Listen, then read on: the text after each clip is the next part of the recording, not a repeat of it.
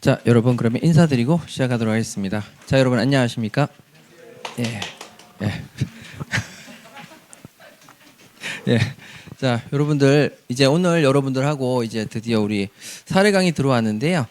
이제 사례 강의 특징은 심화 강의를 좀 어느 정도 들으셔야 따라오실 수 있거든요. 왜냐면은 이제 8회 동안에 우리가 정리를 해야 되니까.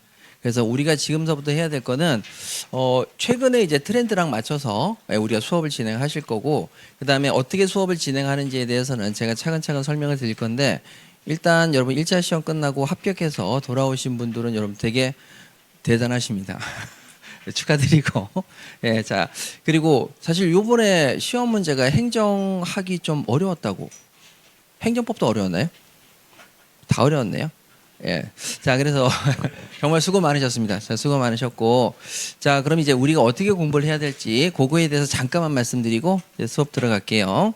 자, 여러분들께서 지금 사실상 우리가 8회에 걸쳐서 진행을 하는데요. 8회인데, 요 8회 동안 여러분들이 하셔야 될 것은 사실상 이렇게 생각하시면 됩니다. 크게 욕심을 내지 마시고요. 오늘 같은 경우에는 논점이 한 3개 정도, 4개 정도 나갈 건데, 그러면 8회 공부하실 때 여러분들이 논점이 한 3개 나간다 이렇게 얘기하면 3개를 공부했다라고 한다면은 여러분들이 그 3개 중에서 하나만이라도 기억하시는 그런 주가 되셨으면 좋겠습니다. 그래서 하나만이라도 기억을 하시는데 한 개만 기억하자. 아직 나에게는 시간이 많이 남아있다. 사례 강의 말고 나중에 실전 모의고사도 있고 하니까 하나씩만 좀 제대로 기억해보자 라고 하시면서 요 한 개를 복습을 좀 많이 해주신다. 물론 공부가 되신 분들은 꼭 한 개만 하실 필요는 없죠. 예, 그러니까 이제 처음 하시는 분들은 한 개만 하시면 되겠고, 그 다음에 이게 이 민법은 좀 특이하게 심화 강의를 듣지 않으면 이게 논점 잡기가 좀 어려운 게, 논점 잡는 연습을 많이 하실 거거든요. 8회. 물론 논점을 잡는 연습을 해가지고 여러분들이 정답을 찾아 나가는 걸 많이 연습을 하실 건데, 그거 전에 심화에서 필요한 내용은 요거는 조금 강의를 들어주셔야 돼요. 안 그러면은 따라오기 조금 힘든 부분이 있는데, 심화에서도 중요한 부분은 제가 수업하면서 반드시 언급을 드릴 겁니다. 언급을 드릴 거니까. 자, 이렇게 해서 여러분 심화에서 혹시 내가 따라오기 좀 힘든 부분이 있다, 심화 강의를 안 들어서 따라온 부분 좀 힘든 부분이 있으면은 그 부분은 개인적으로 조금 복습을 해 주시길 바랍니다. 안 그러면 여러분들께서 이제 8회 동안에 우리가 논점 잡고 포인트 잡고 논점 잡고 포인트 잡고 할 건데, 그런 부분에 있어 가지고 여러분들 조금 따라오기 힘드신 부분이 있을 수도 있다. 근데 너무 걱정하지 마시고 일단 완주하신다는 생각을 하시면 된다. 그렇게 좀 생각하세요. 너무 크게 욕심내지 마시고, 그 다음에 언젠가 듣다 보면 알게 되겠지, 근데 시험이 얼마 안 남았네 라고 생각하시지만, 사실상 여러분들이나 기존에 했던 사람이나 하나도 기억이 안 나는 건 똑같아요. 처음 하셨던 분들이나 기존에 하셨던 분들 똑같이 생각이 안 나고, 다만 용어가 좀 익숙하냐 익숙하지 않냐, 그 정도 차이점이 되겠습니다. 자, 그럼 이제 어떻게 수업을 진행할 건지 거기에 대한 말씀을 좀 드리도록 할게요. 자, 하루에 요게 이제 우리 제 4회 기출 지문인데, 자, 여기에서 우리가 사례 논점을 찾는 추출하는 법을 먼저 여러분들하고 적극적으로 공부하실 거예요. 원래 심기일전에서도 요거를 좀 했는데, 우리가 요거를 모든 사례를 찾는데 다 똑같이 적용이 돼야 되거든요. 요렇게 하실 거고, 그 다음에 요거 정리된 다음에 저랑 같이 교재로 돌아가셔서 교재에서 핵심적인 내용 요것도 정리하실 거고, 그 다음에 요거 정리 끝난 다음에 요약서 드렸는데 요약서에서 핵심적인 내용 한 번 더 보고, 그 다음에 우리 교재에서 빠져있는 판례들이 있어요. 판례들이 있는데 그거는 제가 여기 뒤에 프린트물을 보시게 되면은 나와 있습니다. 이렇게. 그래서 또 시험에 나올 만한 것들을 논점을 찾아서 추가해서 예상 문제에 넣었는데, 안에 써야 되는 내용이 달라진 건 없어요. 다만 이 판례를 보면서 논점이 뭔지를 찾아내는 그런 연습을 하신다라고 생각하시면 되겠습니다. 그래서 여러 번 복습을 한다, 여러 번 공부한다, 이렇게 이제 생각하시면 되겠어요. 근데 이제 우리가 심화 강의 때 했던 건 이제 블랭크를 해서 판서노트에서 다 일일이 쓰고 밑줄 긋고 동그라미 치고 거기도 한 3번씩 읽었거든요. 그래서 요번에도 그 정도 복습을 좀 많이 하겠다 말씀을 드릴게요. 자, 그러면 일단 여러분들이 제일 처음 저랑 같이 하셔야 될 게 바로 이제 논점 찾기 연습이고, 여기에서 당락이 많이 결정되니까 저랑 같이 한번 보시죠. 요즘에는 사례형 문제가 굉장히 논점을 안 주어지고 스스로 논점을 찾는 것들이 되게 많거든요. 그럼 어떻게 찾는지 한번 확인해 볼게요. 자, 그럼 여기 한번 진도를 나갈 건데요. 자, 일단 첫 시간이고 하니까 좀 천천히 말씀드릴게요. 먼저 저기 앞에 있는 내용을 보세요. 문제가 있고 물음이 있습니다. 그래서 우리가 신경 써야 될 것은 물음입니다. 그런데 여러분 궁금하시죠? 저기는 왜 문제라고 쓰고 여기 밑에는 물음이라고 했는지. 자, 그러면 여기 보세요. 우리가 문제 밑에다가는 이렇게 쓰면 되죠. 문제되는 사안이다라고 생각하시면 돼요. 사안. 문제되는 사안. 그 다음에 물음일 물음입니다. 자, 여러분들의 행정사가 되셨어요. 자, 그러면 행정사가 돼서 제가 여러분들한테 가서 문제가 아니라 묻습니다. 물음을 하는 거죠. 그럼 뭐라고 묻냐면, 아, 행정사님, 제가요, 제가 행정사님한테 궁금한 게 있어가지고요. 그래서 요 얘기를 쭉 합니다. 물음. 계약 체결 당시에 X 건물이 갑의 소유가 아니라 제3자 병의 소유일 때 제가 매매 계약을 체결했는데 그 효력은 어떻게 되죠? 그리고 저는 어떻게 그 사람한테 저의 법률적 관계를 물어볼 수가 있을까요? 라고 이렇게 물어보는 거죠. 이게 물음입니다.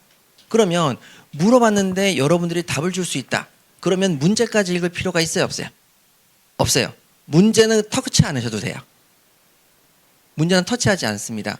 그러면 자, 물음이를 딱 얘기를 했어요. 그럼 이런 경우는 어떻게 되나요? 물었어요. 근데 거기에 대해서 여러분들이 이걸로 충분히 해결 가능한데 물음 자체로도 해결이 가능할 수 있죠. 그러면 그 다음에 문제로 갈 필요가 있어요, 없어요?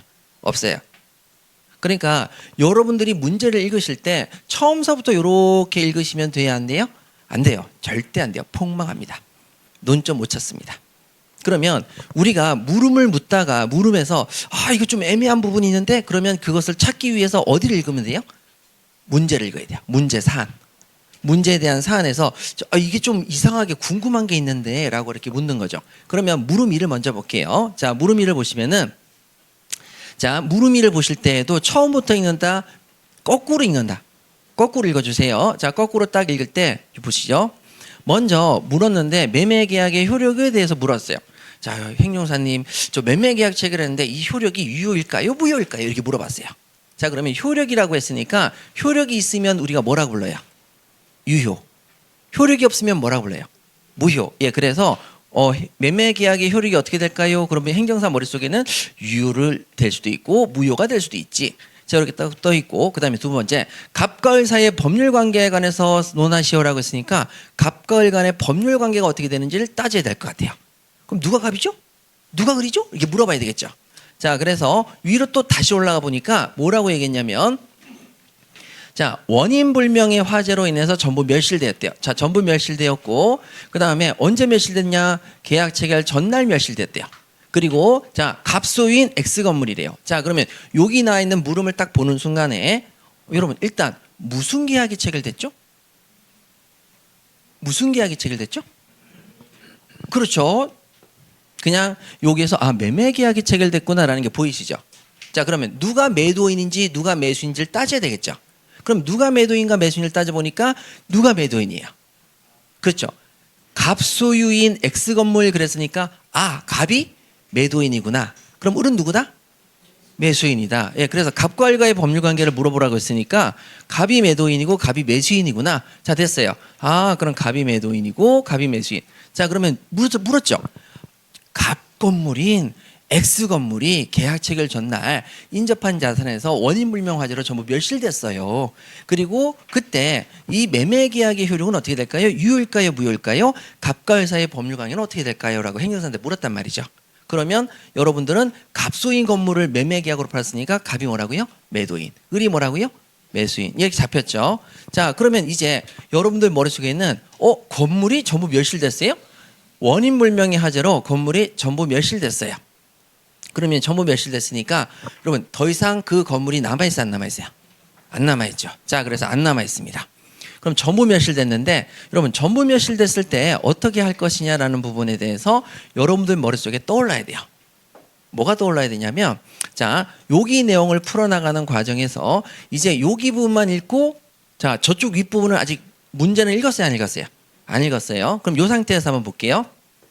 자, 첫 번째 여러분들 머릿속에 뭐가 떠올라야 되냐면 요거는 매매 계약이죠. 매매 계약이면 우리가 공부하셔가지고 시험을 보는 게 계약법인데 계약법은 총론하고 뭐가 있다?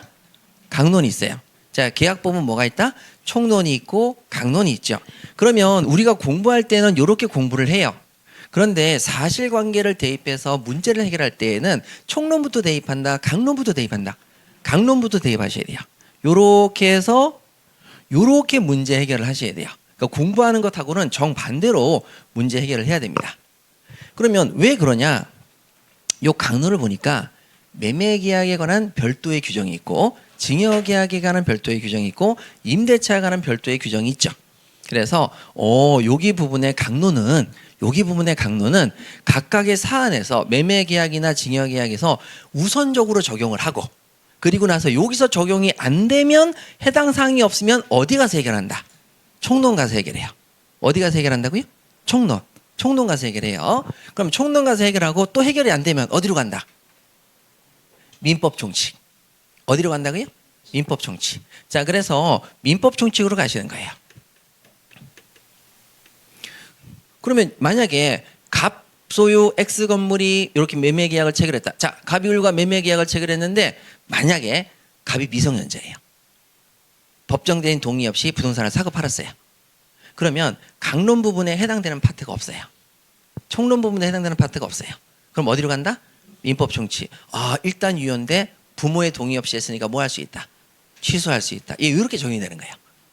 요게 패턴이에요. 그러면 자, 여기는 우리 2차 시험에서 안 나오니까 1차 시험에서 여기 패스했죠? 요건 빼고 자, 여기 갈게요. 자, 그럼 강론에 매매 계약에 관련된 내용이 강론에서 무엇이 있는지를 먼저 머릿속에 그릴 수 있어야 돼요. 우리 교재 가져왔으면 교재 한번 펴보세요. 자, 그래서 이거를 계속적으로 연습을 하시게 되면 논점을 못 찾는 경우는 없거든요. 자, 우리 매매 계약 해가지고 페이지 몇 페이지를 보시냐면은 119페이지를 펴보세요. 자, 페이지 119페이지를 펴보시면 자, 저랑 같이 논점 찾기를 한번 해보겠습니다. 자, 첫 번째 매매 계약이 나왔을 때 논점은 무엇이 있나요? 라고 물었어요. 자, 그럼 첫 번째 논점은 뭐냐면 매매 계약을 체결하기 전에 매매를 계약을 하지 않고 뭐 하는 경우가 하나 있다? 예약. 뭐가 있다고요? 매매 예약. 그래서 매매 예약이 있어요. 자, 그래서 매매 예약이라는 게 있는데 제가 이제 호텔 예약 해가지고 임대차 예약도 있다고 그랬죠. 요 규정 때문에 나온 건데 매매 예약이 하나 있고 자, 두 번째가 있습니다. 자, 그럼 우리 119페이지 나와 있는 건 매매 예약. 매매 예약 완결권이고요. 뒤쪽으로 넘기셔서 123페이지 가시면 계약금이 있습니다. 자, 매매 계약에서 특별히 시험에 나오는 게 뭐가 있죠? 계약금. 매매 계약을 체결했는데 계약금을 걸었다. 그럼 계약금을 준 사람은 계약금을 포기하고 계약을 해지할 수 있고 계약금을 받은 사람은 배액을 해서 계약을 해지할 수 있죠. 자, 그 다음에 세 번째가 있습니다. 세 번째가 120 우리 뒤로 쭉 넘기셔서 자, 133페이지 한번 가보세요. 자, 133페이지 가시게 되면 매매 계약을 체결했을 때 과실을 누구한테 귀속할 것이냐? 과실 귀속의 문제가 있습니다.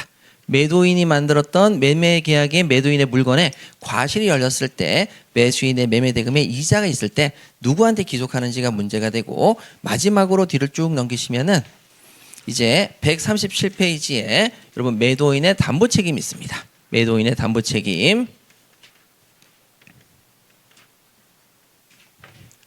자, 그래서 매도인이 물건을 팔았는데 매도인의 물건에 하자가 생기거나 권리에 흠결이 생겼을 때 매도인은 어떤 책임을 지는지가 묻는 게 매도인의 담보 책임이죠. 자, 그 다음에 뒤로 또 넘겨보시죠.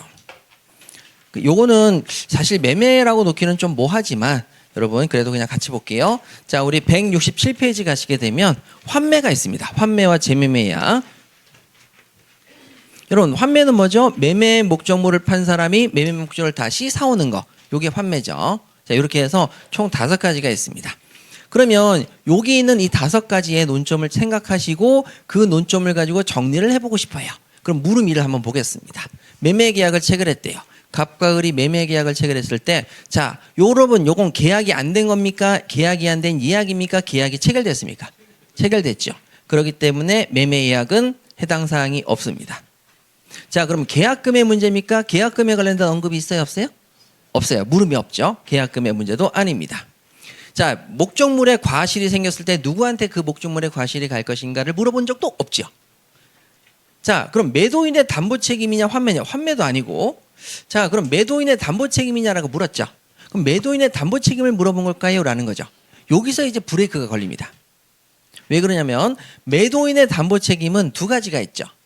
첫 번째는 이게 나중에 뒤에 다 하실 건데 자, 권리의 흠결이라는 게 하나 있습니다. 물건에 문제가 있는데 잘 안 보여요. 권리 쪽에 문제가 있어서. 또 하나는 뭐가 있냐면은 물건이 눈에 보이는 하자가 있는 경우예요. 근데 여기 매도인의 담보 책임에서 뭐가 있냐면, 자, 매도인의 담보 책임에서 전부 타인 물건을 나한테 팔았어요. 전부 타인 물건을 나한테 팔았는데 내가 그 물건을 됐어요? 예. 자, 제가 그러면 그 물건을 샀는데 남의 물건이라서 소유권을 못 넘겨준대요. 그러면 이제 나는 물건 판 사람한테 왜 남의 물건을 팔고 그래 하면서 책임을 물을 수 있는 게 담보 책임이죠. 예, 그런 게 있는데 그런 거랑 해당이 또 돼야 안 돼요? 안 돼요. 그러면 여기에 해당되는 부분이 없네요. 그러면 강론이 아니라 어디 간다? 총론으로 갑니다. 그럼 총론으로 가시면 총론에는 6개의 테마가 있습니다. 그래서 1번, 2번, 3번, 4번, 5번, 6번 여기 있습니다. 자, 머릿속에 총론의 6가지 하고 강론의 각각의 케이스는 조금 기억하시는 게 논점 찾는 데 도움이 많이 됩니다. 그럼 총론을 한번 가볼게요. 자, 우리 교재 한번 가보시죠. 앞에 총론 가시면은, 자, 먼저 어디 부분 보시자면은 12페이지를 한번 가보세요. 12페이지 가시면 계약의 성립이 나와 있습니다. 아, 청약했어? 아, 승낙했어? 서로의 의사의 합치가 돼서 계약이 성립하는 계약의 성립이라는 부분이 하나 있고요. 그 다음에 우리 31페이지를 가시게 되면 31페이지 가시게 되면 계약 체결상의 과실 책임이 있습니다. 계약 체결상의 과실 책임 보통 개체가라고 많이 부르시죠, 줄여서. 자, 그래서 개체가가 있고 그 다음에 우리 또 뒤로 넘기셔서 자, 39페이지 가시면 동의항 해가지고 동시이행 항변권이 있죠. 많이 동의항이라고 많이 부르시죠. 동시이행 항변권, 동의항이 있고요.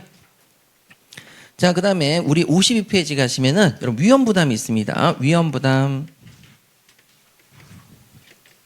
아니, 지금 이걸 외우라는 거냐? 아니요. 계속 하시게 되니까 나중에 자연스럽게 외워지세요.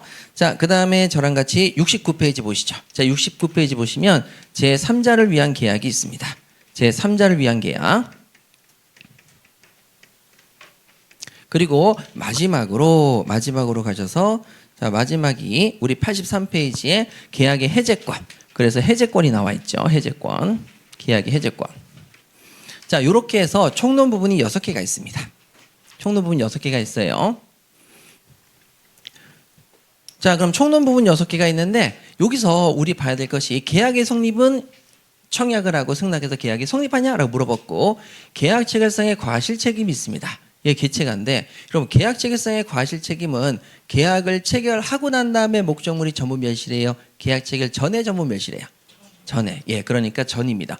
멸실했다고? 자, 그럼 여러분들은 머릿속에서 이 물음을 듣는 순간에 강론상에 해결할 방법은 없고 어디상에 해결할 방법이 있다? 총론. 그래서 요게 일단 하나 걸리네라고 이렇게 체크하시는 거죠. 아, 혹시 개체가인가? 자, 그러면 동시에 항변권은 같이 동시에 이행하는 거죠. 이건 해당 사항 없고 위험부담. 아, 위험부담도 목적물이 멸실하긴 하죠. 근데 이거는 계약 체결 전에 멸실해요, 후에 멸실해요? 후. 그럼 이것도 해당 사항이 있네? 자, 제3자를 위한 계약. 여러분 제3자가 나왔어요, 안 나왔어요? 안 나왔죠. 텄어요. 제3자 얘기 아니에요. 자, 그럼 해제권. 해제권을 하려고 하니까 여기에는 어떤 해제냐? 합의 해제 아니면 채무자가 채무를 불행한 법정 해제예요. 합의 해제 하나 뭐라고요? 법정 해제. 상관 있어요, 없어요? 없어요. 채무자가 채무를 불행했어요? 아니죠. 원인 불명의 화재로 혼란 다 버린 거죠. 채무 불이행 없습니다. 그럼 텄지요. 그러면 여러분들 머릿속에서 해결할 수 있는 방법은 뭐가 떠올랐다? 2번 아니면 4번. 그러면 똑같이 전부 멸실됐는데 이건 계약 체결 전에 멸실된 거고 이건 계약 체결 후에 멸실됐으니까 위로 올라가 볼게요.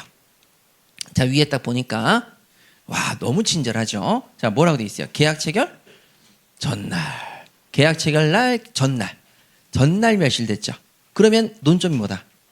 계약 체결상의 과실 책임. 근데 만약에 여러분 여기서 이걸 뺄게요.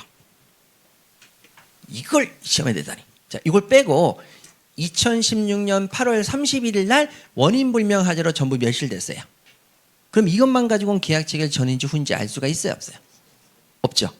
그러면 물음 가지고는 해결이 안 되면 어디로 가라? 문제로 갑니다.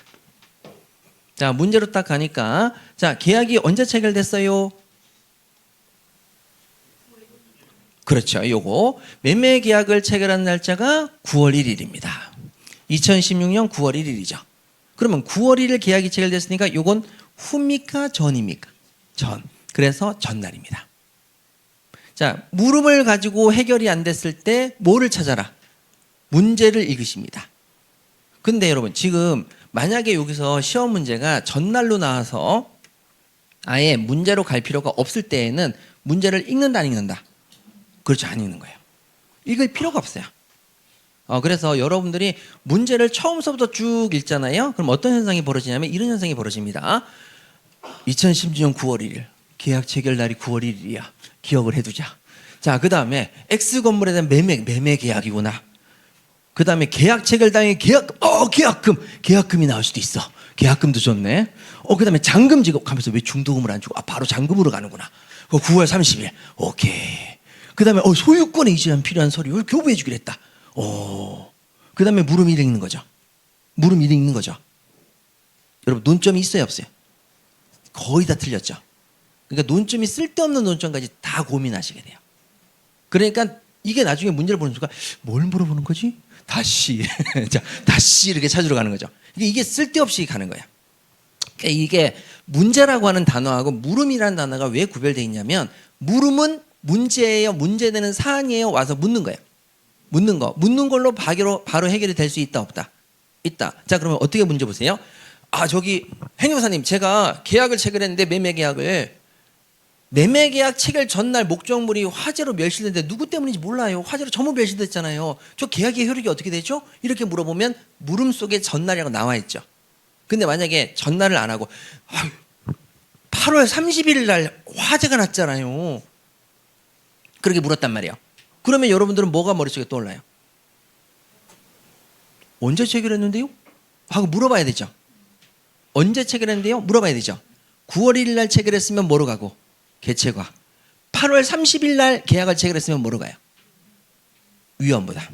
8월 30일로 갔으면 8월 30일 날 계약을 체결했으면 이건 뭐가 돼요? 30일 이후에 멸실된 거죠. 그럼 이건 뭐로 간다? 위헌부다. 그렇게 되시는 거죠. 그래서 문제는 읽는다 안 읽는다? 안 읽는 걸 원칙으로 한다. 그러니까 문제가 길면 길수록 읽는다 안 읽는다? 안 읽는다. 읽는 게 아니에요. 그러니까 여기서 시간을 다 버리시면 너무 시간이 아깝죠. 예, 그렇게. 자, 그러면 여기 나와 있는 여기 물음 1도 한번 가볼게요. 자, 물음 1을 가시니까 뭐라고 되어 있냐면 계약 체결 당시 위 건물이 갑의 소유가 아니라 제3자 병이고, 자, 그 다음에 여러분 여기 나와 있는 문제를 딱 보니까 무슨 계약이라고 또 나와 있죠? 매매 계약. 매매 계약이 나와 있고, 그 다음에 계약 체결 당시 X건물이 갑의 소유가 아니라 제3자 병의 소유다. 그리고 갑과 을 사이의 법률 관계를 논하시오라고 했으니까 여기 나와 있는 매매의 당사자는 누가 되겠습니까? 요것만 읽으세요. 물음 1만 보시고 갑과 을 사이의 법률 관계를 쓰라고 했는데 매매 계약 체결 당시 X건물이 갑의 소유가 아니라 병의 소유다라고 했죠. 그럼 누가 계약의 당사자겠습니까? 계약 체결 당시 갑과 을이 계약을 했는데 누구의 소유다? 병의 소유다. 자, 그러면 여러분 갑과 을이 누가 매도인인지 누가 매수인인지 알아야 몰라요?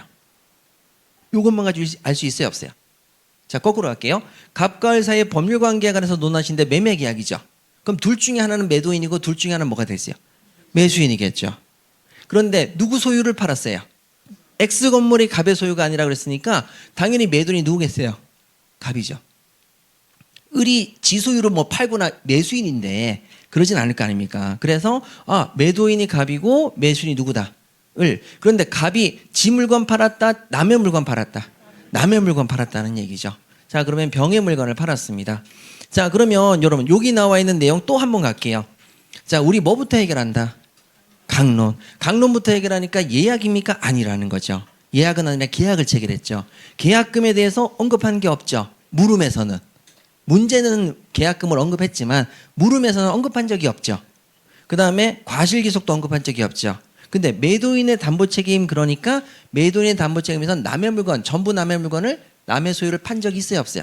있어요. 그때 책임을 묻는 무슨 뭐가 있다? 매도인의 담보책임 규정이 있다. 그러면 총론까지 갈 필요가 없다. 그냥 끝이에요.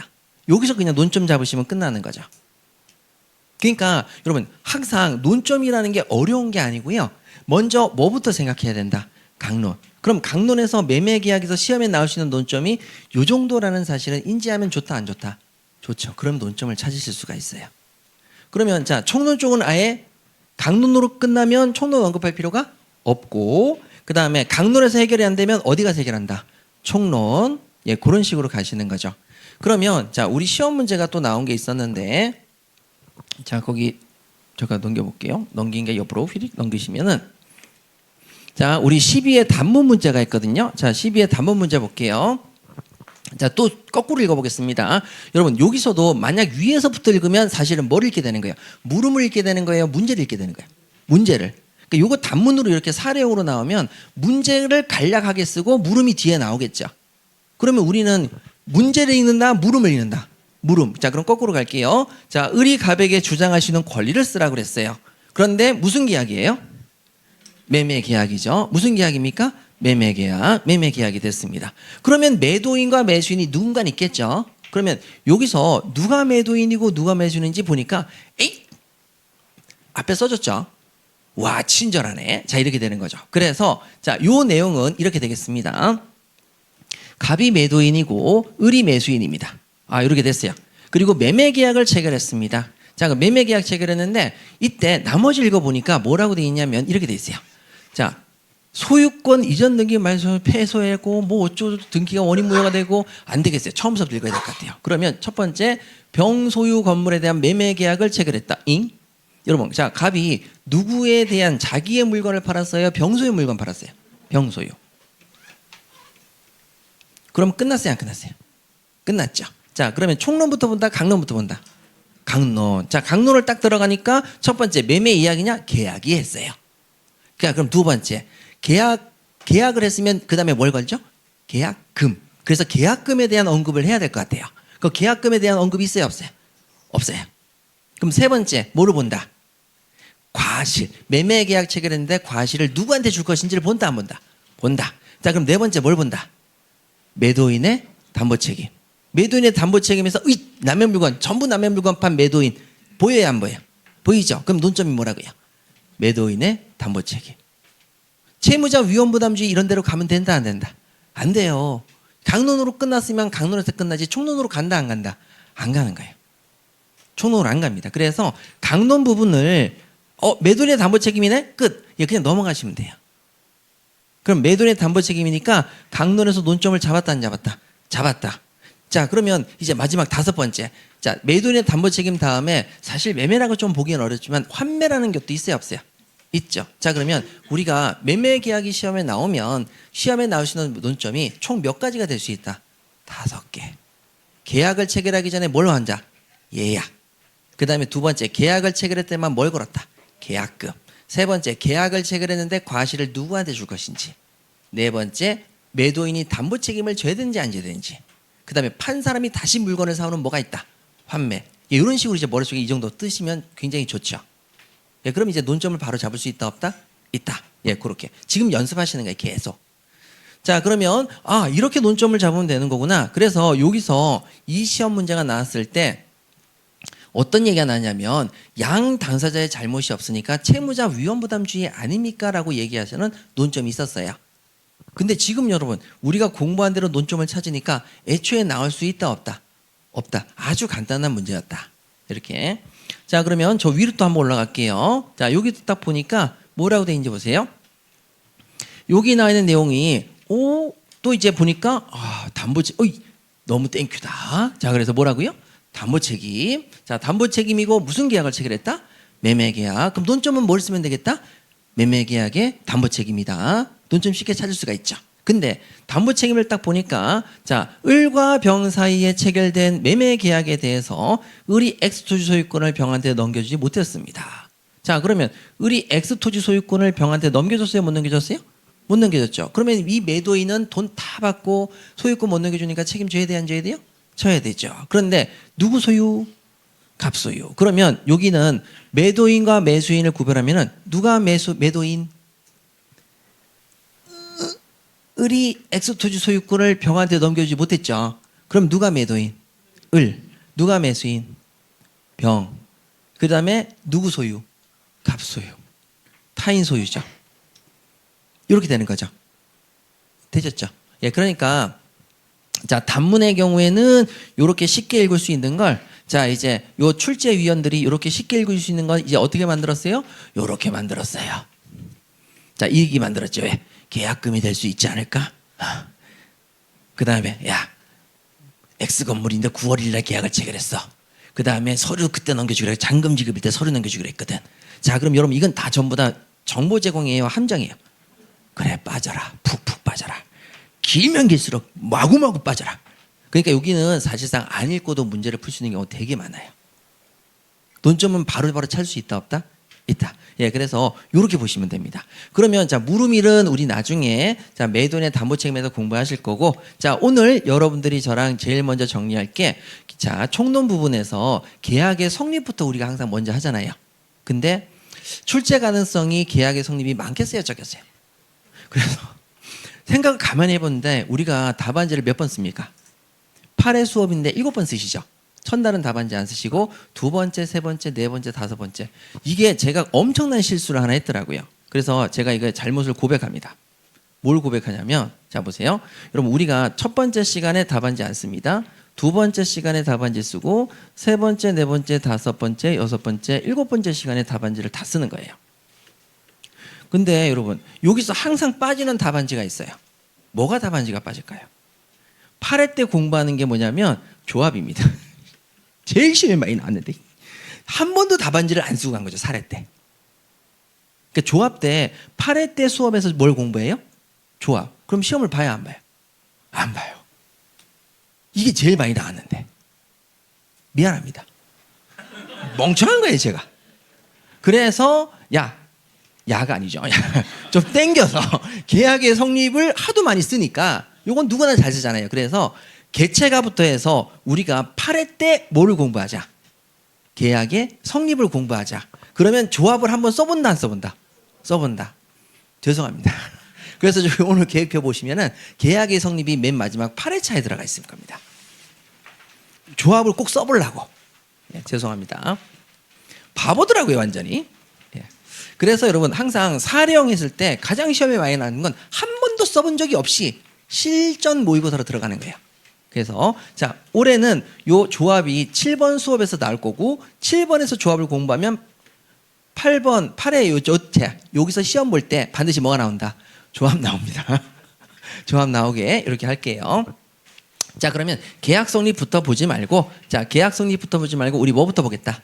개체가. 예, 개체가부터 보겠습니다. 자, 그러면 우리 교재 한번 펴보시죠. 자, 우리 교재 31페이지 한번 펴보세요. 자, 그 다음에 지금까지는 제가 화면에 책을 안 띄웠는데, 자, 이제 우리 판서노트 했을 때 여러분들의 그 판서노트가 같이 공부하는 게 되게 좋았다고 하셔서, 자, 이제는 책을 좀 띄워놓고 이것도 진행하도록 하겠습니다. 책을 띄워놓으면요, 조는 사람이 없어요. 자, 책을 안 띄워놓으면 앞에서 이쪽에 보통 여기 앉으셨던 분이에요. 아, 지금 말고요. 과거에. 막 하면서 심각하게 머리를 막 돌리시죠. 자, 그러면 우리 계약체계상의 과실책임 갈 건데, 자, 여기 부분에서 우리가 정답을 쓰는 연습을 좀 해보겠습니다. 뭘 연습할 거냐면, 여러분 정답을 직접 말로 해보시는 게 제일 좋아요.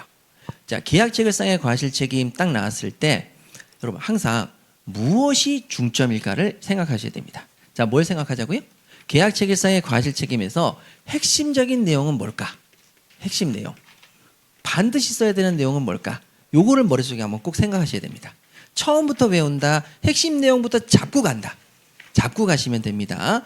자, 그럼 여러분 계약체결상의 과실책임을 갈게요. 자, 계약체결상의 과실책임은 전제가 하나 있죠. 전제가 뭐냐면 계약 체결을 하긴 했어요. 근데 계약 체결 그 전날의 목적물이 뭐예요? 전부 멸실됐어요. 그러면 이 계약 체결상의 과실책임은 과연 무엇을 얘기하기 위해서 공부하는가? 요걸 한번 생각하십시다. 자, 여러분들이 계약을 체결했는데 전날 목적물이 홀랑 탄 거죠. 근데 그걸 모르고 계약을 했어요. 그럼 행정사한테 와서 이거 어떻게 하면 되죠? 그럼 여러분들은 뭐라고 얘기하실 거예요? 똥 밟으셨네요? 뭐 이렇게 얘기할 수는 없잖아요. 그럼 뭐 하면 된다? 손해배상을 청구할 수 있습니다. 라고 얘기하셔야 돼요. 계약체결상의 과실책임은 계약을 체결했는데 그 전날 목적물이 전부 멸실됐다. 그럼 뭘 청구할 수 있다? 손해배상. 그래서 계약체결상의 과실책임에 있어서 가장 중요한 요소는 뭐냐면은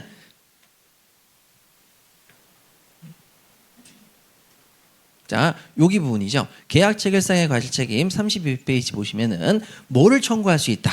손해배상을 청구할 수 있다. 요게 포인트입니다. 그래서 자, 손해배상을 청구할 수 있어요라고 얘기하시는 게 포인트 단위다. 포인트다. 그러면 여러분 계약 체결상의 과실책임을 쓰실 때에는 반드시 뭐를 꼭 써야 된다. 손해배상.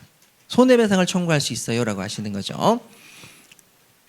자, 제가 여러분들하고 요거 얘기할 때 팥빙수 얘기했죠. 자, 팥빙수 주문을 했어요. 팥빙수 주문을 했는데 계약을 체결해 놓고 나서 팥빙수를 만들려고 가게 주인이 가다 보니까 팥빙수 재료가 있다 없다? 없다. 그러면 계약은 체결했다 안 했다? 했다. 근데 팥빙수 재료는 계약 체결 전에 없어졌다? 후에 없어졌다? 전부터? 원래 전부 다 없는 거죠.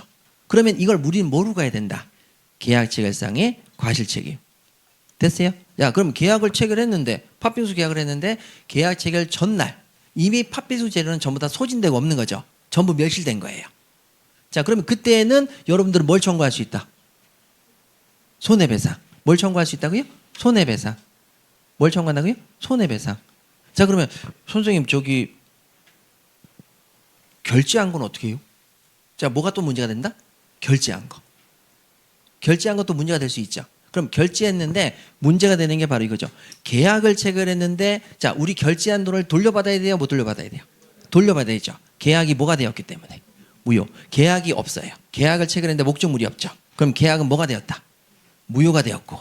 무효가 됐으니까 내가 준 돈은 돌려받는다 못 돌려받는다? 돌려받는다. 자, 그러면 계약이 무효일 때 돌려받는 것을 우리 뭐라고 하죠? 부당이득 반환 청구라고 얘기하죠. 자, 계약이 무효일 때 돌려받는 걸 우리 뭐라 한다? 부당이득 반환 청구. 요것만 하면 끝납니까? 손해배상도 청구할 수 있습니까? 손해배상도 청구할 수 있습니다. 자, 그럼 팥빙수 재료가 없어요? 아, 그럼 계약이 무효가 됐네. 그러면 부당이득 반환, 내가 결제한 건 돌려줘 이렇게 얘기하는 거죠. 자, 그럼 거기서 바로 간다? 좀 머뭇거린다. 뭐 없어요? 나 그거 믿고 나 팥빙수 먹으려고 한 20분째 앉아 있었는데 재료가 없다고? 자, 그러면 뭘 청구할 수 있다? 손해배상. 예, 손해배상을 청구할 수가 있습니다. 자, 이제 우스갯소리로 손해배상을 청구할 수 있다고 그랬는데 사실 이게 뭐 손해가 그게 크지 않으니까 보통 가시죠. 근데 이제 좀 센스 있는 가게 주인은 어떻게 해요? 아, 다음번에 오세요 하면서 제가 꼭 맛있는 거 해드릴게요 하면서 쿠키 하나 딱 주면서 다음번에 오세요 이렇게 얘기하죠. 그럼 이건 왜 주는 거예요? 손해배상. 손해배상 해준 거예요. 손해배상. 뭐 했다고요? 손해배상. 그래서 자, 손해배상을 청구하는데 자, 이 손해배상의 범위를 볼게요. 자, 손해배상인데 여러분 꼭 기억하자고 그랬죠. 계약이 무효일 때 손해배상은 무슨 손해배상? 실내익. 그래서 무신사 해가지고 여러분 옷 파는 메이커 중에 무신사 아시죠? 알아야 돼요. 무신사 해가지고 계약이 무효일 땐 손해배상이 무슨 손해배상? 실내익 손해배상이에요. 그러면 계약이 유효일 때는 손해배상이 뭐예요? 그렇죠. 이행이익 손해배상. 공식이죠. 이게 공식이죠. 아주 유익해요. 자, 유익. 자, 그래서 유효일 때는 무슨 손해배상? 이행이익. 무효일 때는 무슨 손해배상? 실내익. 예, 실내익 손해배상이죠. 그래서 여러분, 자, 실내익 손해배상인데 이때 실내익 손해배상은 절대 무엇을 넘어서 손해배상을 청구할 수가 없다. 이행이익. 그래서 자, 시읒이니까 뭐를 절대 넘을 수 없어요? 이익. 자, 그래서 실내익 손해배상이니까 뭘 넘지 못해요? 이행이익을 넘지 못해요. 그래서 초과하지 못한다. 자, 이렇게 되고 계약 체결이 좌절되더라도 어쩔 수 없다고 생각한 지출한 비용은 실내익 손해배상에 포함되지 않죠. 그래서 자, 이런 얘기를 우리 실제 시험에 나왔던 자, 집 얘기를 할게요. 아까 전에 집이 있었죠. 자, 집이 계약을 체결했어요. 자, 집 계약을 체결했어요, 안 했어요? 체결했어요. 9월 1일 날 계약을 체결했는데 전날 8월 30일 날 홀랑 타버렸죠. 자, 근데 여러분 계약을 체결했는데 집이 홀랑 탔다는 걸 모를 수 있어요? 매도인이 모를 수 있어요? 예, 모를 수 있죠. 왜? 별장이었거든요. 자, 여러분 항상 사는 집이었어요. 아까 전에 그 사례 어디 갔어? 죄송합니다. 그럼 아까 전에 이 사례 보세요. 자, 여러분 궁금하죠? 아니 전날 멸실됐는데 홀랑 타버렸는데 어떻게 계약을 체결하냐? 그랬더니만 얘기하는 거죠. 아, 그 집이요? 별장이었어요. 사는 집이 아니라 뭐라고요? 별장이었어요. 그러니까 거기 안 가니까 홀랑 탄 걸 모를 수도 있다 없다? 있다. 이렇게 돼 있는 거죠. 자, 무슨 말인지 아시겠죠? 그러니까 자, 내가 계약을 체결했는데 자, 계약을 체결했으니까 자, 여기 한번 볼게요. 그러면 계약이 체결됐어요. 오케이. 그런데 전날 멸실됐어요. 계약 체결상의 과실 책임이에요. 자, 그러면 여러분 이때 갑과 을의 매매 계약의 효력을 물었죠. 매매 계약 효력은 유효입니까? 무효입니까? 무효. 무효죠. 그러면 뭐를 청구할 수 있어요? 손해배상. 뭘 청구할 수 있어요? 손해배상. 실내익 손해배상, 이행이익 손해배상. 실내익 손해배상. 그러면 자, 실내익 손해배상하고 이행이익 손해배상에 대한 개념을 좀 잠깐만 알려드릴게요. 자, 실내익 손해배상하고 이행이익 손해배상이 나오면 제가 여러분들을 그냥 이거를 답안지에 쓰라고 나오진 않을 거니까 실내익 손해배상 하면 들어간 비용. 자, 들어간 뭐라고요? 비용. 그 다음에 이행이익 손해배상은 실제 손해. 자, 뭐예요? 실제 손해. 실내익 손해배상은 계약이 체결됐는데 그때 뭐예요? 들어간 비용. 그 다음에 이행이익 손해배상은 비용이에요? 실제 손해예요? 실제 손해. 자, 요 건물이 자 별장인데 10억짜리 별장을 9억 주고 싸게 사기로 했어요. 그러면 여러분 별장이 10억짜리인데 9억 주고 금매를 샀어요. 그러면 얘는 얼마 이익이 생겼죠? 1억. 그럼 실제 그 건물을 못 받아서 생기는 손해. 원래 받았어야 될 실제 이익. 근데 그걸 못 받았기 때문에 생긴 실제 손해는 얼마예요? 1억. 그래서 이행이익 손해배상은 1억이에요. 근데 공인중개사를 끼고 매매 계약을 체결했으니까 공인중개사에게 중개수수료는 줘야 안 줘요? 줬어요. 300만 원 줬어요. 그러면 300만 원 내놓으라고 하면은 이행이익 손해배상 들어간 비용. 그러니까 실내익 손해배상은 얼마다? 300만 원. 그러면 여러분 계약이 유효일 때에는 야 1억 내놔 이렇게 얘기하고 계약이 무효일 때에는 공인중개사 수수료 300만 원 내놔 이렇게 얘기할 수 있어요? 없어요? 있어요. 그런데 여러분 이행이익 손해배상이 이게 실제 손해죠. 자, 실내익 손해배상이 얼마예요? 300. 근데 공인중개사하고 짜고 중개수수료 3억을 줄게. 자, 그러면 실내익 손해배상은 원래 300만 원이면 끝날 건데 3억 주겠다고 약속을 했으니까 이행이익 손해배상은 얼마인데? 1억인데 이걸 넘을 수 있다 없다? 없다. 그래서 실내익 손해배상은 이행이익 손해배상을 초과할 수가 없는 거예요. 그렇게 되면 큰일 나니까. 근데 여러분 여기 이 계약을 체결할지 안 할지 몰라서 집 구경하러 서울에서부터 왔어요. 별장을 보러. 그러면 기름값 들어야 안 들어요? 톨게이트비 들어야 안 들어요? 들어요. 이것도 청구할 수 있느냐라고 물어본 거죠. 이건 청구할 수 있다 없다? 없다. 이유는? 하고 물어보니까 이렇게 얘기하는 거죠. 여기서 얘기했던 거. 자, 내가 그 집을 꼭 산다는 게 어딨어? 계약이 체결이 좌절되더라도 어쩔 수 없다고 생각하고 지출한 비용. 기름값. 이런 것들은 실내익 손해배상에 들어간다 안 들어간다? 안 들어가요. 그러니까 중개수수료 400만 원 내놓으라고 얘기할 수는 있지만 거기에다 대고 야 톨게이트 비용하고 야 기름값하고 이렇게 달라고 얘기할 수는 없다. 이렇게 얘기하는 거죠. 집을 구경하기 위해서. 이런 비용도는 청구할 수 있다 없다? 없다. 자, 그래서 여기 부분을 잘 쓰는 게 뭐라고요? 계약 체결상의 과실 책임의 포인트고 그 다음에 여러분 계약이 체결됐는데 좌절됐으니까 정신적인 막 충격이 왔어요 안 왔어요? 와야 돼요. 자, 정신적인 충격이 왔으니까 위자료를 청구할 수 있어요 없어요? 있어요. 정신적인 불법행위 손해배상이 뭐예요? 위자료. 정신적 불법행위 손해배상을 우리 다른 말로 뭐라 한다고 그랬죠? 위자료. 그럼 불법행위 요건을 갖추면 자 정신적으로 계약이 안 되더니 하고 쓰러졌어요. 자, 그럼 정신적 손해배상이 생기면 별도로 불법행위 손해배상 청구 된다 안 된다? 된다. 위자료 청구가 가능합니다.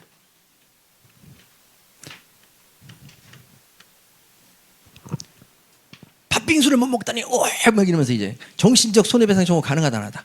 가능하다. 쿠키만 하나 주면 벌떡벌떡 일어나는 거죠. 자, 그래서 여기 있는 내용 요게 계약 체결상의 과실 책임 나오면 가장 중요한 게 뭐다?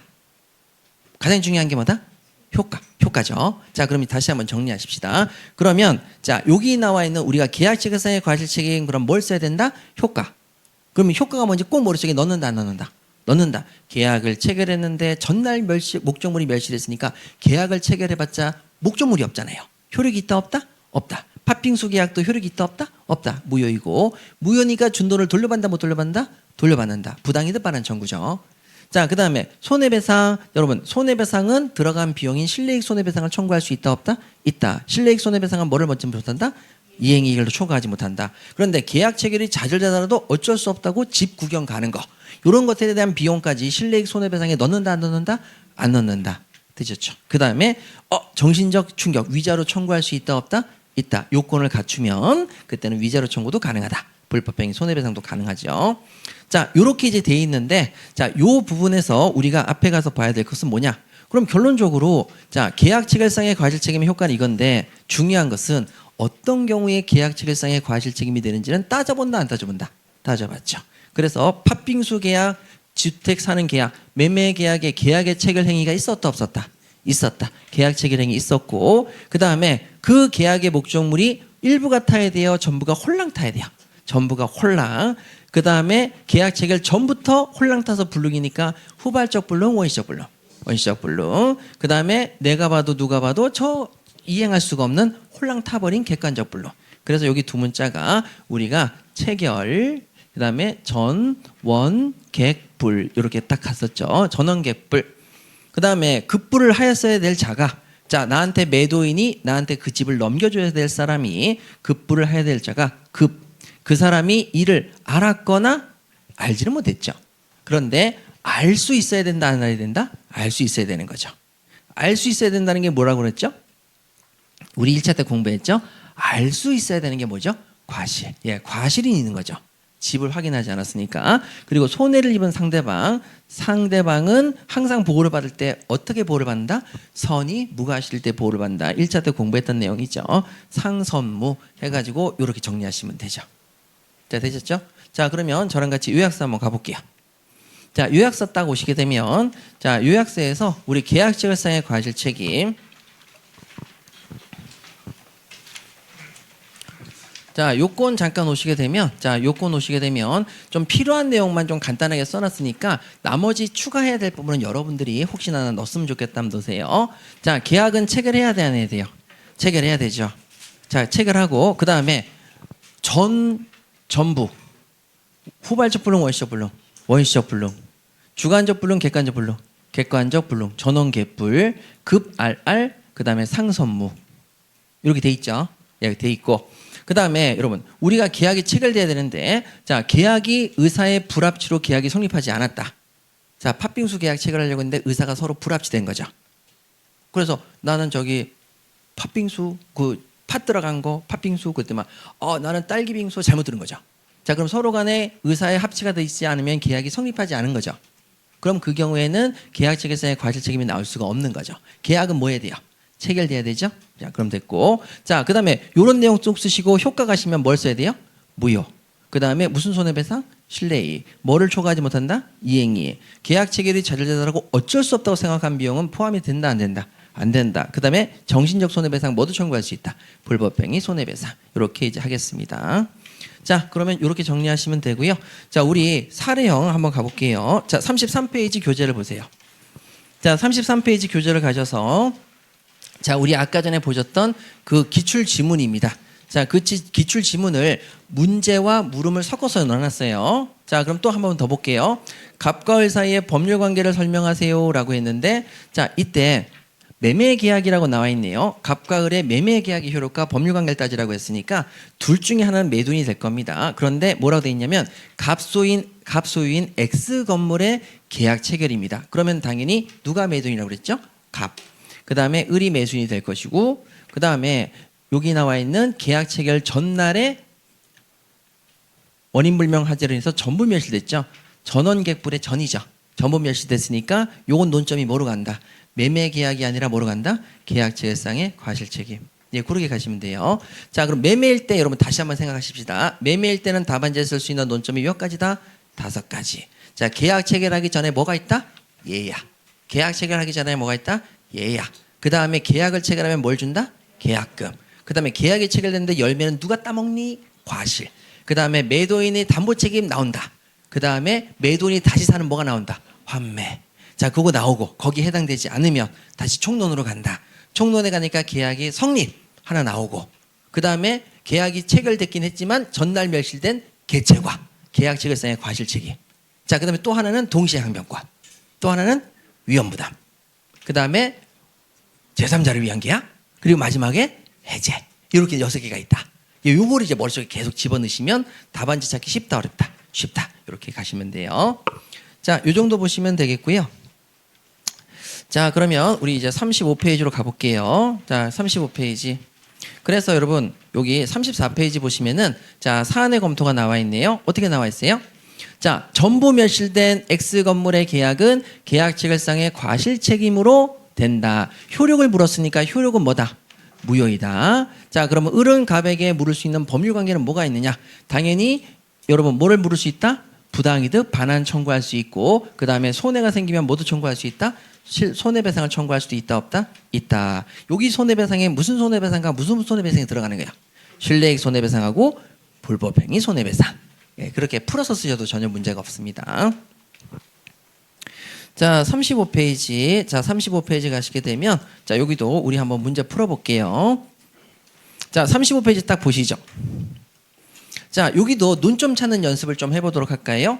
자, 매매 여기서 계약입니다. 그래서 갑은 을에게 계약 체결상의 과실 책임을 물을 수 있느냐라고 물었어요. 계약 체결상의 과실 책임을 물을 수 있는지를 논하시오 이렇게 돼 있죠. 그러면 여러분 이거는 계약 체결상의 과실 책임이 사례겠어요? 아닐 가능성이 높겠어요? 아닐 가능성이 높으니까 물을 수 있는지를 논하시오라고 얘기를 한 거죠. 그렇죠? 그러니까 우리가 어떤 게 그 사실에 딱 해당되면 그걸 가지고 시험에 내겠죠. 근데 여기는 그런 게 있을지 없는지 물으시오. 그게 논하시오. 그럼 물을 수 있는지 논하시오. 알았어요. 그러니까 말 그대로 왔죠. 저 이런 경우에는 계약 체결상의 과실 책임을 물을 수 있을까요? 행정사님? 그럼 뭐라 그래요? 뭔 일인데? 뭔데? 이것만 가지고는 여러분 도저히 답을 할 수 있다 없다? 없다. 자, 그럼 두 번째 볼게요. 갑이 을에게 청구할 수 있는 손해배상 책임의 범위. 자, 손해배상 책임의 범위에 관해서 논하시오 이렇게 돼 있죠. 갑이 을에게 청구할 수 있는. 자, 그러면 이것만 가지고는 도저히 알 수 없으니까 자, 위로 올라간다 안 올라간다? 올라간다. 이제 뭘 봐야 된다? 문제를 보셔야 됩니다. 자, 이제 뭘 보자? 문제. 자, 문제를 보는데 문제에서 처음부터 읽는다? 밑에부터 읽는다? 밑에부터 읽으세요. 또 밑에부터 읽어야 됩니다. 위에서부터 읽으면 또 뭐한다? 괴로워진다. 엄청 괴로워지는 거죠. 자, 그래서 먼저 딱 보니까 갑은 당선 사실 통지 후 설계 계약이 체결될 것이라고 기대하고 교육관 설계를 위한 준비 비용 500만 원 지출하였다. 여러분 갑은 그럼 누굴까요? 갑은 당선 사실 통지 후 설계 계약이 체결될 것을 기대하고 교육관 설계를 위한 준비 비용을 지출했다. 일단 여기서 딱 보니까 갑은 뭐다? 당선된 사람이구나라는 걸 알 수 있죠. 갑은 뭐라고요? 당선된 사람이구나. 아, 그러면 갑이 당선됐네. 자, 당선자에게는 어떤 혜택이 주어지는 거죠? 설계 계약이 체결될 것이 혜택인 거죠. 자, 그래서 설계 계약 체결될 것이라고 기대했다. 당선됐으니까 기대했으니까 당연히 당선된 사람한테 무슨 기회를 주겠다? 설계 계약 체결될 것이라는 기대를 준 거죠. 자, 그러면 그래서 여러분 당연히 얘는 교육관 설계를 위해서 준비 비용 500만 원 지출했어요, 안 했어요? 지출했어요. 자, 근데 이것만 가지고도 모르겠어요. 그럼 또 올라갈게요. 자, 여기서 을은 갑의 시안을 당선작으로 선정했다. 아, 그럼 여러분 을은 누구예요? 광고 때린 사람이죠. 뭘 했다고요? 광고. 예, 그래서 을은 광고를 때렸고 그 중에서 누가 당선이 된 거야? 갑이 당선이 됐어요. 자, 당선자로 선정됐는데 뭐 여러 가지 사정으로 을은 여러 가지 사정으로 어쩌고 저쩌고 하고 계약을 체결하지 않고 있다가 당선 사실 통지로부터 2년이 경과한 시점에서 자, 갑에게 교육관 건립을 취소하기로 하였다. 여러분, 자, 교육관 건립의 취소니까 설계 계약이 체결이 되겠어요, 안 되겠어요? 안 되죠. 아, 그러면 갑이 당선자인데 설계 계약 체결을 기대했는데 당연히 을은 얘를 뽑아놓고 당선작으로 선정을 해놓고 갑의 시한을 그 다음에 계약을 체결하지 않고 2년 후에 건립을 취소했다. 그럼 얘는 지금 거기에 관련돼 가지고 더 이상 계약을 체결할 수 있어요, 없어요? 없어요. 큰일 났네. 자, 그러면 요 경우에 자, 위로 딱 올라가니까 또 뭐라고 돼 있냐면 이 경우에 자, 얘가 당선이 됐는데 어떻게 당선됐느냐? 한번 잠깐 보니까 5인가량의 설계 사항을 선정했고 그 다음에 한 개의 시안을 선정합니다. 그 중에서 한 개의 시안을 선정해서 선정된 설계사와 교육관에 대한 설계 계약을 체결하겠다. 자, 우리가 밑에서 유추했던 것들이 위에 나와야 안 나와요? 나오죠. 한번 확인하신 거죠. 자, 그럼 이런 계약을 우리 뭐라고 해요? 이런 광고를 우리 뭐라고 해요? 현상 광고는 두 가지가 있죠. 일반적인 현상 광고하고 우수 현상 광고. 여기는 어디 들어간다? 우수 현상 광고.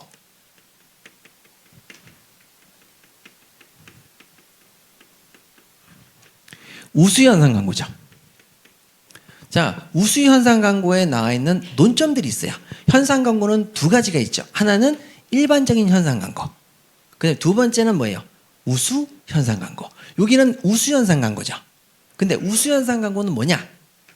1등을 뽑아서 걔한테 판정을 해서 누구에게 그걸 줄 것인가? 1등의 상품을 누구한테 줄 것인가? 그걸 따지는 게 우수 현상 광고죠.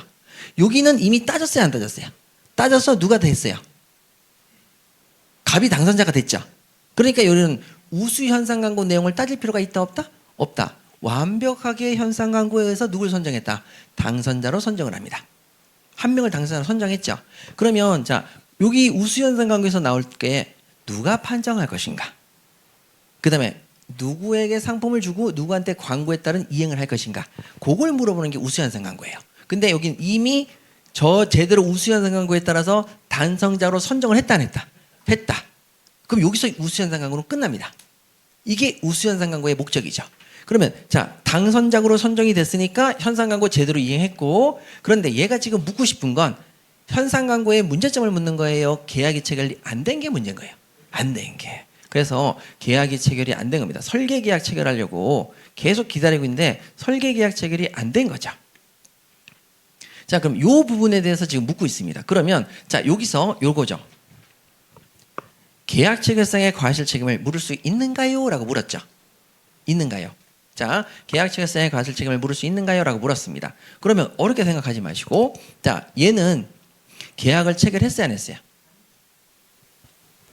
현상 광고는 응모를 하는 거죠. 응모를 해서 당선이 되면 되는 거죠. 근데 여기에는요, 얘는 지금 무슨 계약을 지금 묻는 거예요? 갑은 을에게 계약 체결상의 과실 책임을 물을 수 있냐? 현상 광고를 묻는 거예요? 설계 계약 묻는 거예요? 설계 계약이죠. 왜? 설계 계약이 체결이 됐어요, 안 됐어요? 안 됐죠. 자, 설계 계약 체결이 안 됐으니까 얘가 묻고 싶은 거는 설계 계약 체결이 안 됐는데 계약 체결상의 과실 책임을 물을 수 있나요? 라고 물었죠. 여러분, 계약 체결상의 과실 책임은 기본적으로 계약이 뭐 돼야 돼요? 체결돼요. 체결 전원 개뿔해서 체결이 있어야 되죠. 근데 얘는 체결이 됐어요, 안 됐어요? 안 됐어요. 체결이 안 됐어요. 체결이 안 됐으니까 계약 체결상의 과실 책임을 물을 수 있을까요? 라고 하면 물어요, 못 물어요? 못 묻는 게 원칙이에요. 못 묻는 게 원칙입니다. 왜? 계약이 체결이라는 요건을 갖췄다, 못 갖췄다? 못 갖췄어요. 이거는 효과를 물어본 거예요? 요건을 물어본 거예요? 요건. 이건 요건이에요. 그런데 그 다음 보세요. 여러분, 계약 체결상의 과실 책임을 물을 수 있는지를 논하시오 라고 해서 여기서 논할할 거예요. 그런데 자, 판례는 계약 체결상의 과실 책임 못 묻는데요. 학설은 계약 체결상의 과실 책임을 묻겠대요. 교수님들은 불법행위 손해배상을 좋아한다, 싫어한다? 싫어해요. 불법행위 손해배상은 모든 책임을 누가 입증하게 돼 있다? 피해자가.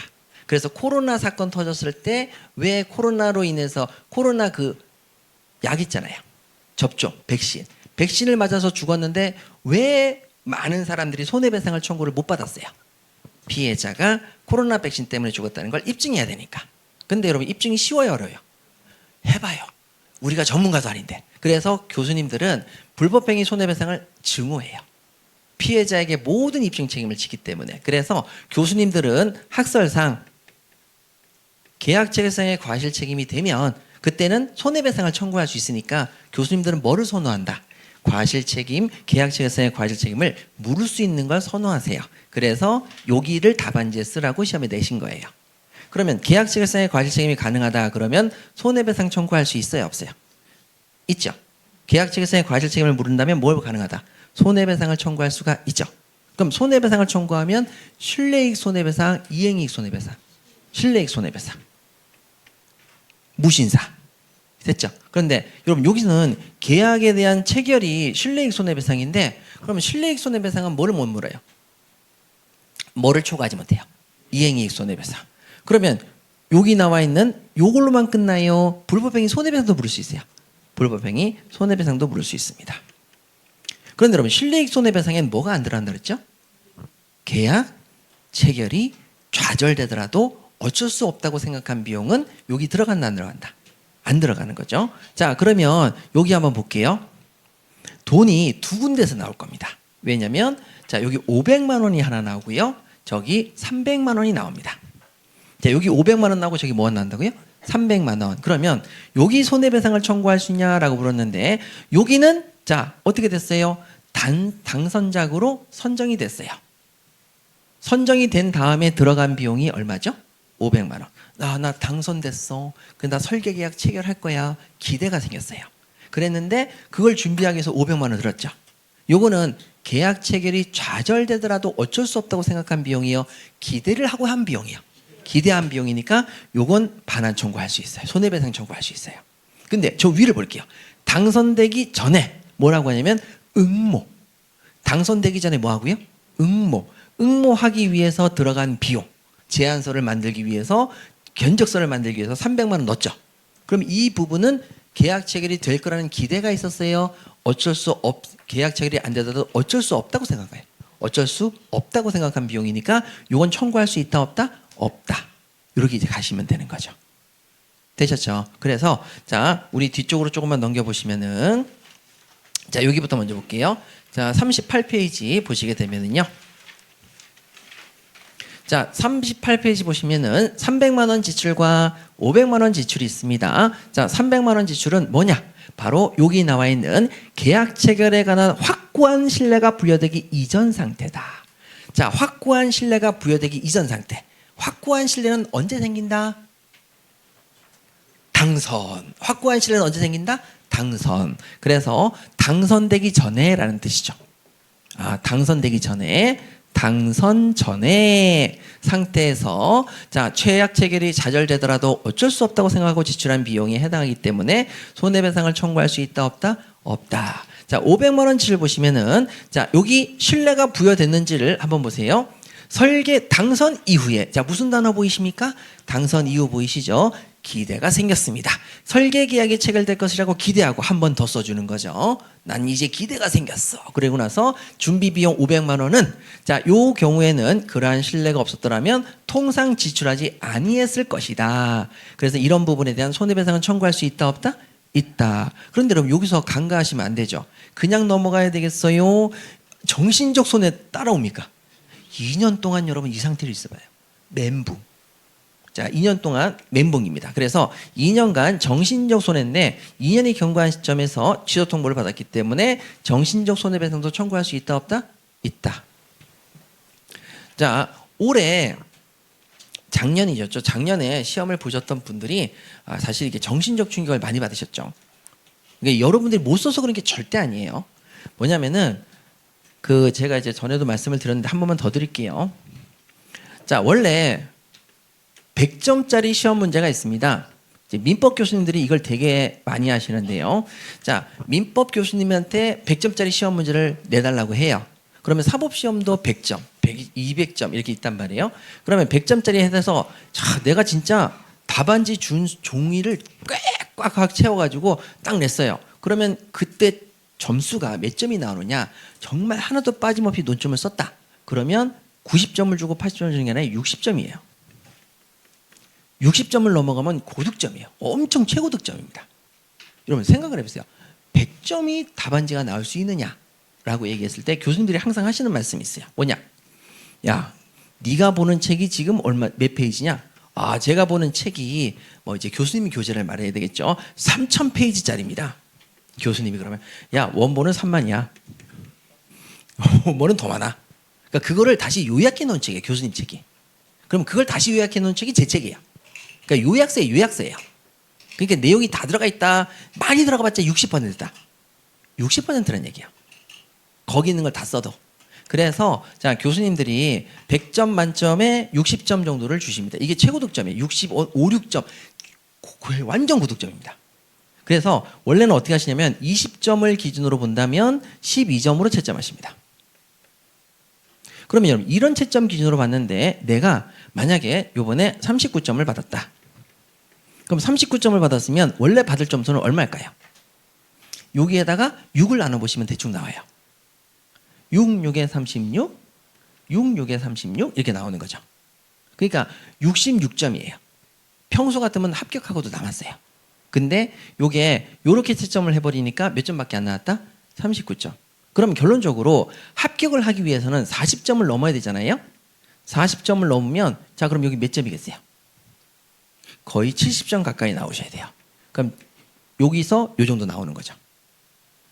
그렇게 교수님들이 얘기를 하십니다. 그래서 우리가 사실 민법은요, 옛날부터 이런 말이 있었어요. 사법시험, 변호사시험 다 똑같습니다. 과락만 면하면 합격입니다. 그게 포인트입니다. 이게 여러분들께서 와, 내가 이걸 썼는데 다른 거 다 60점 받고 막 그랬는데 왜 나만 이거 민법이 39점이지? 그게 아니고 이게 정상이에요. 오히려 제가 친구들을 만나가지고 야, 민법 요번에 내가 가르쳤는데 80점 받았대. 그러면 뭐가 80점이 나오냐? 하고 오히려 반문을 해요. 80점이라는 점수를 한 번도 들어본 적이 없어요. 민법에서. 그래서 야, 요번에 5문제 중에서 4문제를 썼는데 70점을 받았대. 말이 돼? 이렇게 얘기합니다. 그러니까 이게 여러분들이 못 써서 그런 게 아니에요. 그래서 보통 여기 점수 받으신 분들 보시면은 대부분 다른 점수에도 60점 되세요. 이거 못 하신 게 아닙니다. 이게 말 그대로 꽈락을 만들기 위한 가장 좋은 방법입니다. 이 민법 교수님들이 이걸 굉장히 즐겨 하십니다. 그런 것일 뿐이니까 너무 정신적 충격을 받지 마시라고. 못하신 게 아니라고요. 그리고 여러분, 여기서 점수를 야, 올해는 안 되겠다. 응시생이 너무 많아서 꽈락을 만들어야 되겠다. 그럼 이제 누가 앞장서요? 민법이 이제 앞장섭니다. 다 조져버리겠어. 이러면서. 그리고 점수를 줄 때 어떻게 돼요? 짜게 줘요. 엄청. 이게 여러분 못 쓴 게 아닙니다. 그러니까 그런 부분이기 때문에 너무 정신적 충격 받지 마시고. 자, 그럼 여기서 이제 500만 원하고 그 다음에 300만 원 요거를 하시지만 뭐도 꼭 써야 된다? 정신적. 요거 쓰면 이제 말 그대로 차이점이 커지는 거죠. 불법행위 손해배상까지. 자, 그렇게 보시면 되겠습니다. 자, 그럼 요것만 하나 정리하시고, 자, 요번 시간은 잠깐 멈추도록 할게요. 자, 여기 보시게 되면은요. 자, 여기 부분에서는 뭐를 써야 되느냐? 자, 우리가 계약체결상의 과실책임 나오면 뭐가 중요하다고 그랬죠? 효과 중요하다고 그랬죠. 그래서 무효인지 유효인지 손해배상인지 이걸 쓰라고 그랬잖아요. 잘하셨어요. 방금 얘기하셨는데, 자, 손해배상 쓰려니까, 자, 손해배상 내용을 좀 부분에 실내이익 손해배상을 청구할 수가 있고, 실내이익 손해배상이면 뭐를 넘지 못한다? 이행이익을 넘지 못하고, 그 다음에 아까 얘기했던 신뢰가 부여되기 이전 상태인지 이혼 상태인지 법인격에 대한 부분, 불법행위 손해배상, 그 내용을 한 번 더 써주면 된다 안 된다? 돼요. 그래서 큰 문제는 없어요. 자, 그런데 여기서 이제 주의하셔야 될 것이 바로 요거죠. 자, 계약이 성립했어요? 불성립했어요? 계약 체결 한 적이 있어요? 없어요? 없어요. 그러니까 무효라고 써야 되겠어요? 불성립이라고 써야 돼요. 불성립. 계약이 체결됐는데 효력이 없으면 무효, 효력이 있으면 유효. 계약이 체결이 안 됐으면 뭐라고 쓴다? 불성립이라고 쓰셔야 돼요. 그래서 자, 불성립됐기 때문에 계약 자체가 없고요. 그래서 계약이 불성립한다. 그래서 여기 부분은 무효라고 쓰면 안 되고 뭐라고 써야 된다고요? 불성립. 자, 그러면 이행하지 않은 부분은 이행할 의무가 없고 이미 이행한 부분은 부당이득 반환 청구죠. 이렇게 똑같이 쓰시면 됩니다. 자, 그러면 앞으로 가셔서 교수님들이 그럼 여기서 얘기하시는 계약 교섭의 부당 파기, 요것만 잠깐 설명드릴게요. 자, 계약 교섭의 부당 파기라고 합니다. 자, 계약을 체결했어요, 교섭했어요. 교섭. 너 당사자이니까 설계 계약을 체결할게. 우리 좀 조율해보자. 교섭을 했는데 그것이 뭐 됐어요? 파기됐죠. 정당하게 파기됐어요. 2년 후에 부당하게 파기됐어요. 부당하게 파기된 거죠.